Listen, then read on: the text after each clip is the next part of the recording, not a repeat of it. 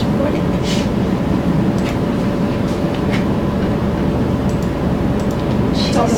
Yeah. Is it? Yeah, Oh, it's good. there. It's recording here. Oh, thank you. See, that's why I need you guys. Okay.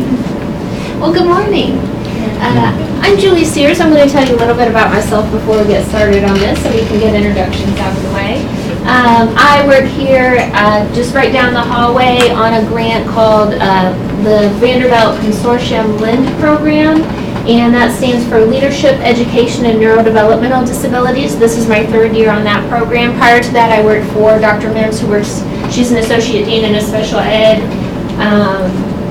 professor. So technically even though I work for Vanderbilt, I work for ETSU under Special Education and Educational Foundations. I love my job. I get to help teach people about different types of neurodiversities and bring people together collaboratively to learn how to advocate for people with special needs. My background is I have a varied background, and so I'm excited to hear some of you work with at-risk people because those are my kiddos, my population for sure. I love being active with the young folks. I started out with my undergrad in psychology and communications, and after I finished my degree, I wasn't for sure what I wanted to do with my life, so I went to work on a small cruise ship for a couple of years. Somehow ended up in upstate New York and taught there with young folks with special needs. Fell in love with teaching. After 160 inches of snow, I said, I don't think this is the place for me, and ended up here in Northeast Tennessee. I got my master's from ETSU in special education.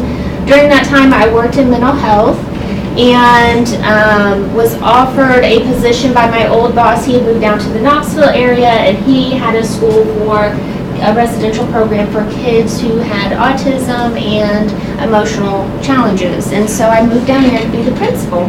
I did that for about 2 years. During that time, we started a school for autism in Norris, Tennessee. And then I was promoted to run 3 group homes in a therapeutic day school in Virginia, in Southwest Virginia. Are any of you from Southwest Virginia? Okay, so Pulaski, do you know Pulaski? I'm familiar with it. Okay, so I'm familiar with that area because we had students live on our campus from all of West Virginia and Eastern Virginia. So I have some experience up in that area too. After a year and a half of seeing my husband on the weekends, I came back to ETSU and I've been here. I'm a third-year PhD student at University of Tennessee. Educational Law and Policy Studies is my area. I do research in special education policies and procedures internationally. Right now we are doing a lot of research and presentations on service animals in K-12 schools, so the law and the process for that, because as you all know, that's a really big issue right now.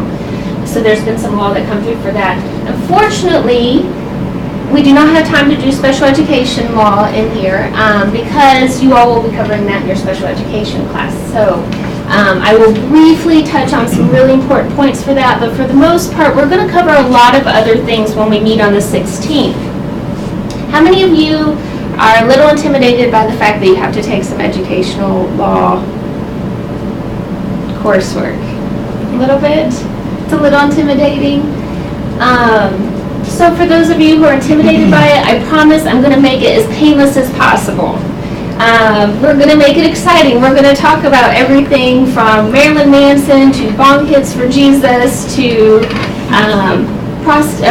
pornography, which are all the extreme cases of it, but we're also going to narrow it down and talk about classroom, your rights as a teacher, your practices of things that are good and best practices for dealing with controversial subjects.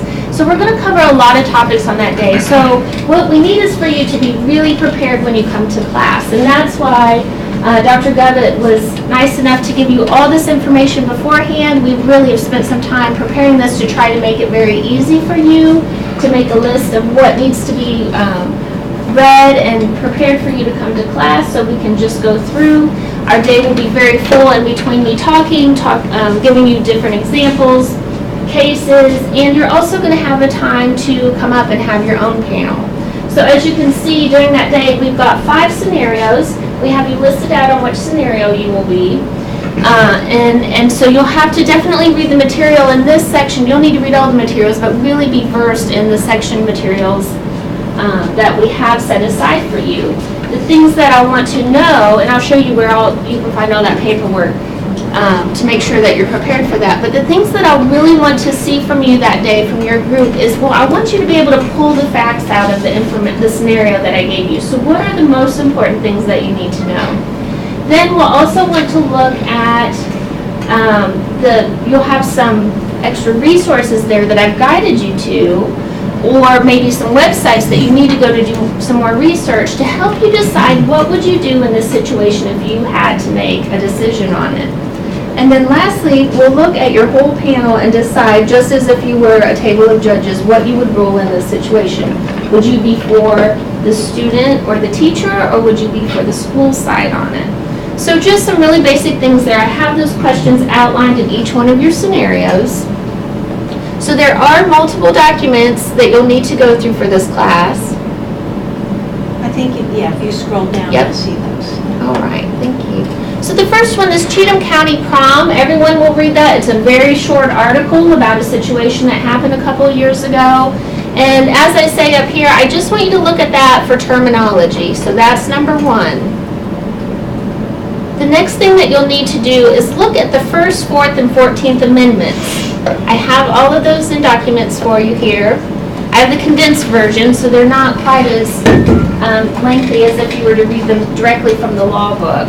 If there's words that you do have some troubles, maybe not understanding, in order to help you feel a little more comfortable and have a resource right away, I did include a glossary of legal terms. Most of your definitions should be in there. There may be some that are not, but that should give the majority of the legal terms that you'll need to know. So you'll need to look through all those to help you make your decisions. I will note which ones are relevant within your scenarios.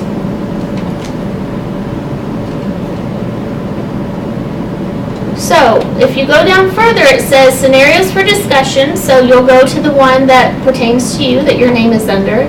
So let's use scenario 1 for our example. So here's your short scenario. I'll give you your questions here that we'll ask and we'll discuss while you're in your panel and you're in front of the room to help. Everyone should read the cases, but you will be responsible for providing the facts of that case and the answers to these questions. And then below I have which readings that you'll need to do to help you answer these questions. Does everybody feel comfortable with that? Now, Julie's very available if you have questions while you're reading stuff and you are on that particular panel and want to say anything, she will definitely be available. Just email her. And your email is SearsJA@USGSU. And it's on, actually right here on the bottom of that first page. Yep, there it is. And I am in 417E, which is just right down the hallway, right across from Dr. Govett's office, or the county office to there. And I'm usually in the office between 8 to 3:30 or 8 to 4:30, depending on what day it is, if I have class in Knoxville or not. So I am readily available. My door is always open. Tuesdays are sort of a harder day, but any other day is a great day just to stop by or shoot me an email and say, hey, are you going to be in the office? Because I know I want to make this a great experience for you. I want you to feel comfortable with it. And I want our day to be a fun-filled day of looking at various situations that you could come across while you're in the classroom. And Mrs. Cloud has looked over these and said that she's had to deal with, in her 30-plus years of teaching, all 5 scenarios. I've had to deal with 4 out of the 5 scenarios in my career as teacher. So they're relevant, and they will definitely be good for you to know.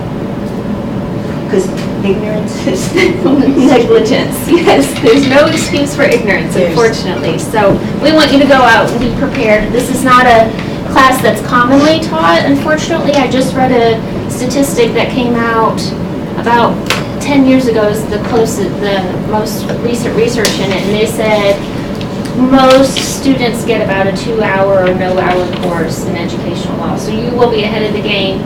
And you can't always rely on your administrator to know the answers, and sometimes you have to take actions right away, so it's best to feel like you can make those decisions competently while you have to be in the know right at the moment.